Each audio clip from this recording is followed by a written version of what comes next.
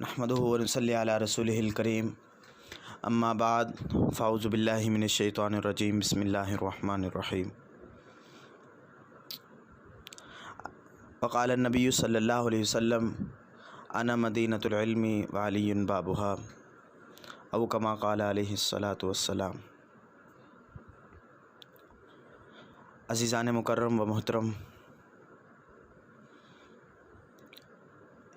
آج کا جو ہمارا موضوع اور ٹاپک ہے وہ حضرت علی رضی اللہ تعالیٰ عنہ کے فضائل اور مناقب اور ان کی شہادت کے اوپر کچھ باتیں آپ سے کریں گے۔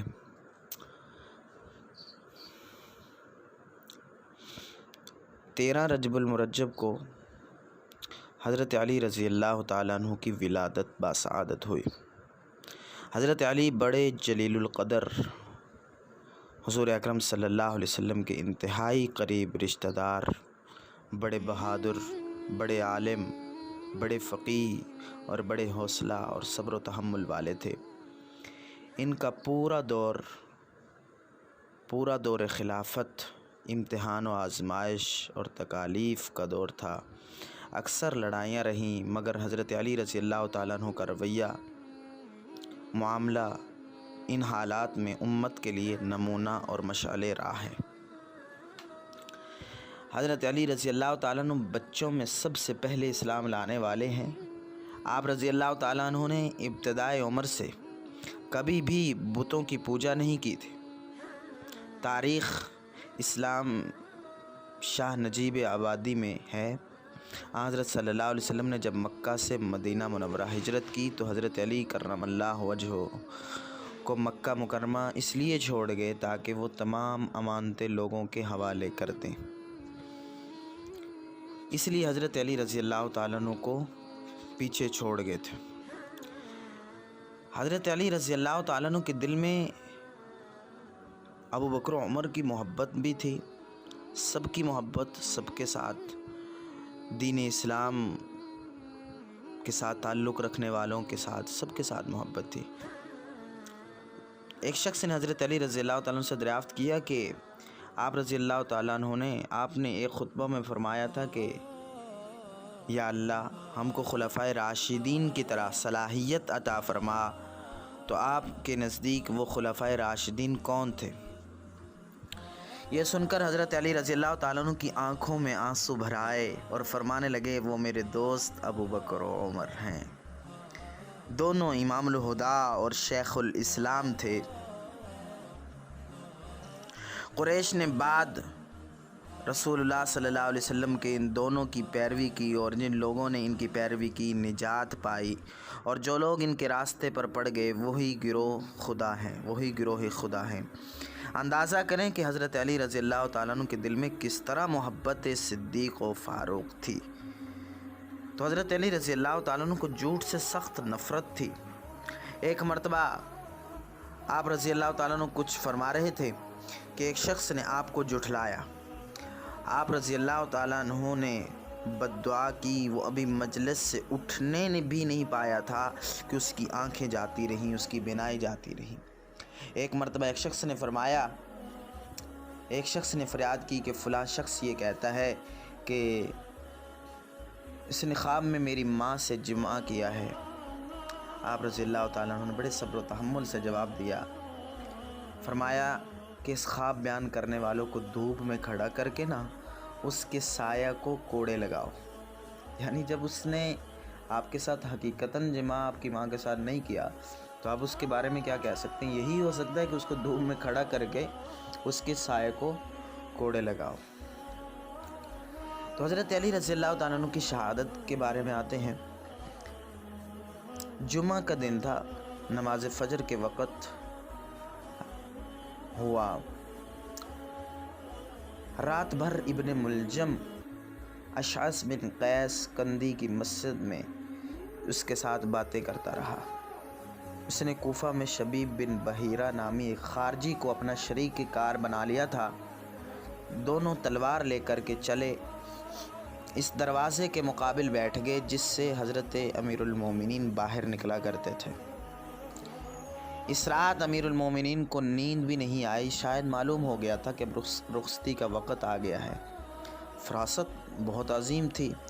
حضرت حسن بصری رضی اللہ تعالیٰ عنہ سے مروی ہے کہ سحر کے وقت میں حاضر ہوا تو فرمایا رات بھر جاگتا رہا ہوں، ذرا دیر ہوئی، بیٹھے بیٹھے آنکھ لگ گئی، خواب میں رسول اللہ صلی اللہ علیہ وسلم کی زیارت ہوئی۔ میں نے عرض کیا یا رسول اللہ، آپ کی امت میں نے بڑی تکلیف پائی، فرمایا کہ دعا کر کے خدا تجھے ان سے چھٹکارا دے۔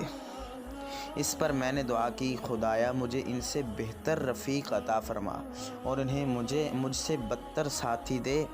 چنانچہ مؤذن نے نماز کے لیے پکارا۔ آپ رضی اللہ تعالیٰ عنہ بمشکل یہ شعر پڑھتے ہوئے مسجد کو چلے، جس کا ترجمہ یہ ہے موت کے لیے کمر کس لیے، ہے موت کے لیے کمر کس، کیونکہ موت تجھ سے ضرور ملاقات کرنے والی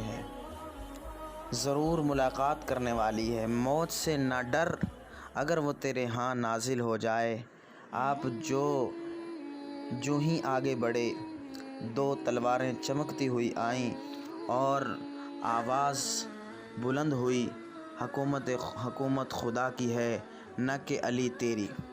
شبیب کی تلوار تو طاق پر پڑی، لیکن ابن ملجم کی تلوار آپ کی پیشانی پر پڑی اور دماغ پر اتر گئی۔ زخم کھاتے ہی آپ رضی اللہ تعالیٰ عنہ زور سے فرمایا فزت برب الکعبہ، رب کعبہ کی قسم میں کامیاب ہو گیا۔ نیز پکارتے کہ قاتل جانے نہ پائے، لوگ ہر طرف سے ٹوٹ پڑے۔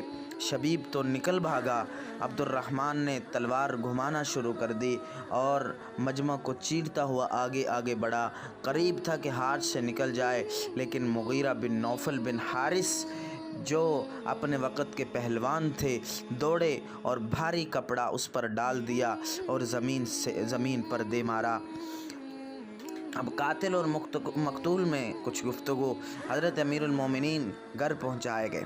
آپ رضی اللہ تعالیٰ عنہ نے قاتل کو طلب کیا۔ جب وہ سامنے آیا تو فرمایا او دشمن خدا، کیا میں نے تجھ پر احسان نہیں کیے تھے؟ اس نے کہا ہاں۔ فرمایا پھر تو نے یہ حرکت کیوں کی؟ کہنے لگا میں نے اسے تلوار کو 40 دن تیز کیا تھا اور خدا سے دعا کی تھی کہ اس سے اپنی بدترین مخلوق قتل کرائے۔ فرمایا تو ہی خدا کی بدترین مخلوق ہے، نعوذ باللہ۔ میں سمجھتا ہوں تو اسی سے قتل کیا جائے موت کے دروازے پر، یعنی تجھے اسی تلوار سے قصاص میں قتل کیا جائے گا، اس لیے کہ تو ہی بدترین ہے۔ امیر المومنین نے حضرت حسن رضی اللہ تعالیٰ عنہ سے فرمایا کہ یہ قیدی ہے، اس کی خاطر تواضع کرو، اچھا کھانا دو، نرم بچھونا دو، اگر زندہ رہوں گا تو اپنے خون کا سب سے زیادہ دعوے دار میں ہوں گا، قصاص لوں گا یا معاف کر دوں گا، اگر میں مر جاؤں گا تو اس سے بھی میرے پیچھے روانہ کر دینا، یعنی کہ اس کو بھی قتل کر دینا، رب العالمین کے حضور اس سے جواب طلب کروں گا۔ تو میرے عزیز، حضرت علی رضی اللہ تعالیٰ عنہ دین اسلام کی بہت عظیم شخصیت ہیں۔ یہ وہ شخصیت ہیں جن کو حضور اکرم صلی اللہ علیہ وسلم نے اپنی لخت جگر دی ہے۔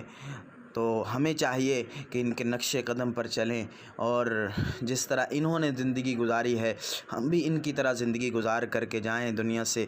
تو اللہ تبارک و تعالیٰ سے دعا ہے کہ اللہ پاک عمل کی توفیق عطا فرمائے۔ وما علینا الا البلاغ۔